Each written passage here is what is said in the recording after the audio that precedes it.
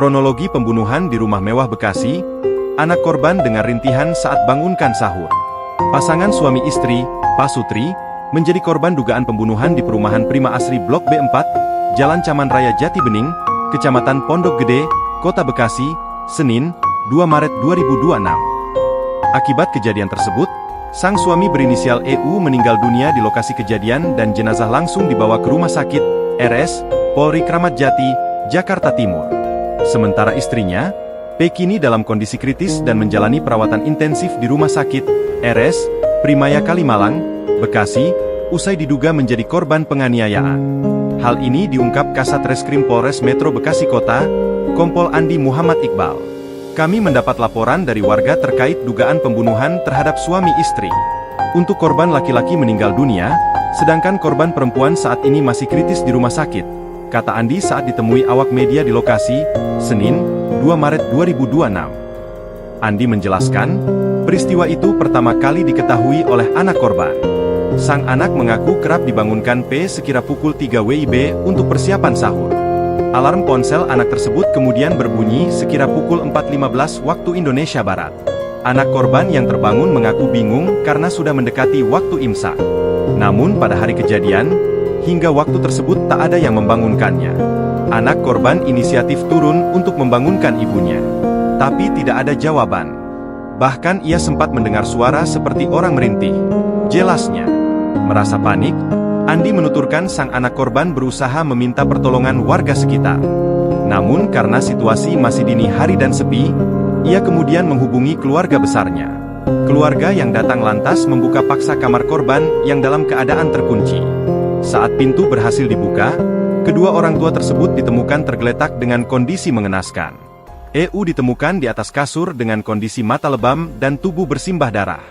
Sementara P tergeletak di lantai kamar dalam keadaan tubuh terluka. Untuk sementara hasil pemeriksaan dokter, keduanya mengalami luka akibat pukulan benda tumpul di bagian belakang kepala. Masing-masing ada 2 luka di kepala, tuturnya. Andi menegaskan, terkait dugaan motif, polisi masih melakukan penyelidikan. Namun dari keterangan awal anak korban, terdapat sejumlah barang yang hilang, di antaranya gelang emas yang dikenakan korban perempuan serta 2 kunci mobil.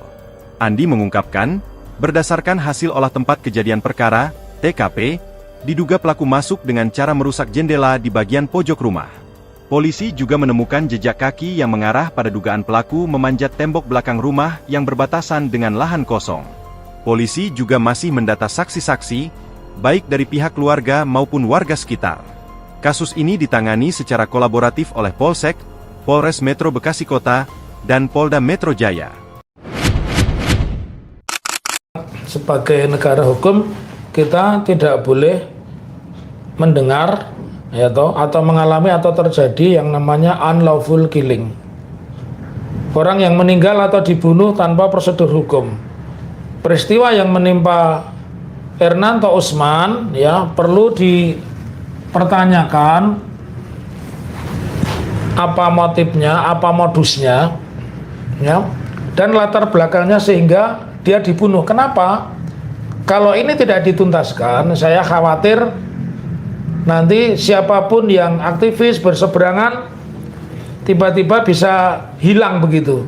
Kan tidak boleh negara yang menyebut dirinya negara hukum tidak boleh ada nyawa hilang tanpa lewat prosedur. Boleh sih nyawa hilang itu apa? Ya karena hukuman mati dan sebagainya. Tetapi kalau karena kritiknya orang itu kemudian dibunuh dan tidak ketemu pelakunya, tentu menjadi satu catatan, menjadi sebuah kenyataan pahit bahwa ada perkara-perkara yang seperti itu bisa tiba-tiba dark number. Kami berharap pertama itu segera tertangkap, yang kedua dibuka motif dan modusnya. Jadi kami meminta kasus-kasus pembunuhan seperti itu jangan sampai menjadi kasus yang tidak bisa dibongkar atau jangan sampai menjadi dark number Tidak boleh ada dark number di negara ini, apalagi kalau kematiannya itu disebabkan semata-mata karena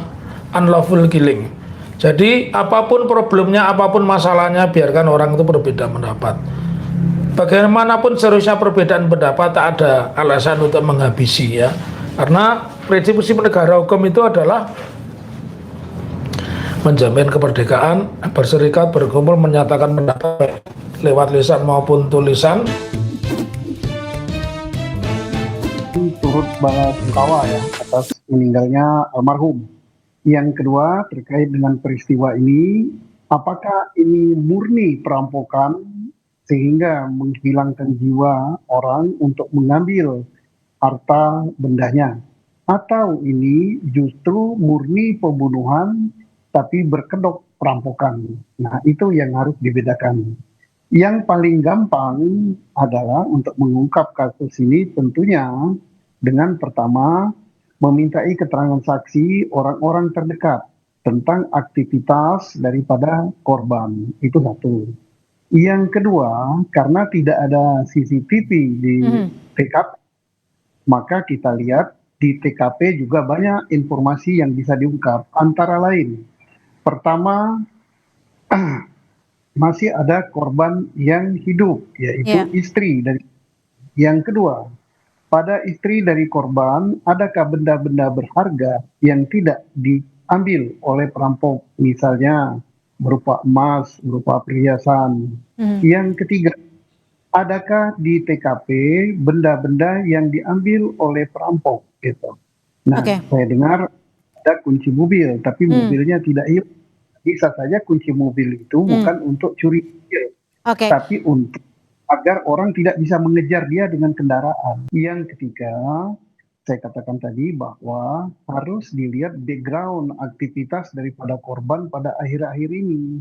Nah, dari pihak juga mengatakan dia adalah penggiat daripada kasus korupsi ya, untuk anti korupsi. Nah, sekarang apakah dia berbicara terakhir untuk kasus korupsi yang mana? Nah, kasus korupsi yang mana, kemudian siapa yang terkena di situ? Nah, dari yang terkena dan kasus korupsi yang mana, itu juga menggiring daripada berarti paling tidak yang jadi korban untuk tindak pidana yang daripada pembicaraan korban atau apa yang diungkap oleh korban itu minimal walaupun dia tidak melakukan, itu bisa jadi otak daripada perbuatan ini ya. Seandainya kita mengatakan kasus ini kepada pembunuhan murni.